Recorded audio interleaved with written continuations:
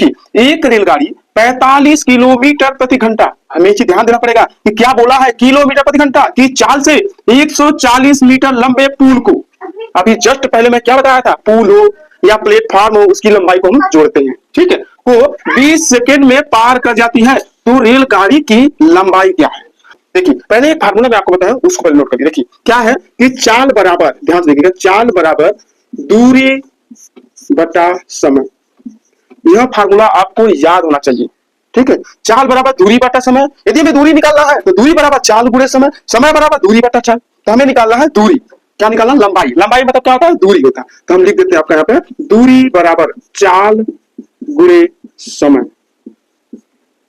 कोई डाउट, कोई डाउट नहीं होगा।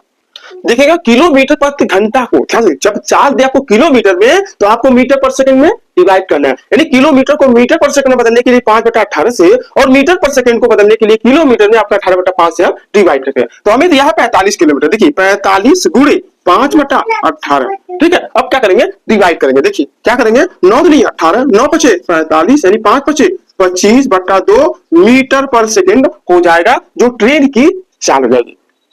इतना आपका डाउट क्लियर हो गया। अब आगे देखिए, चाल हम निकाल लिए हैं, उसके बाद 140 मीटर लंबे पुल, अब हम क्या करेंगे, फार्मूला पे रखते हैं। देखिए ट्रेन की लंबाई हमें मालूम नहीं है, ध्यान से देखिएगा, ट्रेन की हमें लंबाई मालूम नहीं है तो हम इसे x मान सकते हैं कि नहीं, जब खाली जगह है तो हम x मान सकते हैं, क्योंकि जब वहां पर वैल्यू आएगा तो हम वैल्यू रख लेंगे, तो हम x मान लेते हैं। देखिए दूरी में रखते हैं, ट्रेन की जो लंबाई x, मैं आपको ये भी बताया हूं कि जब ट्रेन की लंबाई प्लेटफॉर्म हो या पुल हो उसे हम ऐड करेंगे, तो यहाँ पर पोल की जो लंबाई है 140 मीटर दिया है, ट्रेन की लंबाई हमें मालूम नहीं है तो हम ऐड करेंगे, यानी 140 मीटर।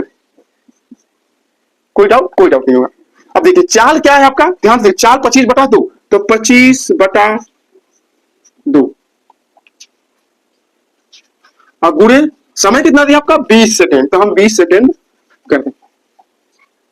ओके, आ गए सब काटिए, 2 एक कम 2, 2 दाम में 20। अब क्या करेंगे, x प्लस 140 बराबर 25 दाम में आपका 250 हो जाएगा, 250 मीटर, ये भी मीटर है। बताइए, कोई डाउट, कोई डाउट नहीं होगा, आप समझ रहे होंगे। आगे देखिए, अब क्या करेंगे, जब x बराबर करेंगे, हमें ट्रेन की लंबाई लाना है, तो हम क्या करेंगे, 140 को उस साइड ले जाएंगे, नहीं बराबर को उस साइड ले जाते हैं, तो क्या हो जाएगा आपका माइनस हो जाएगा, यानी 250 में हम 140 को घटाएंगे तो क्या आएगा आपका 110 मीटर आ जाएगा, जो ट्रेन की लंबाई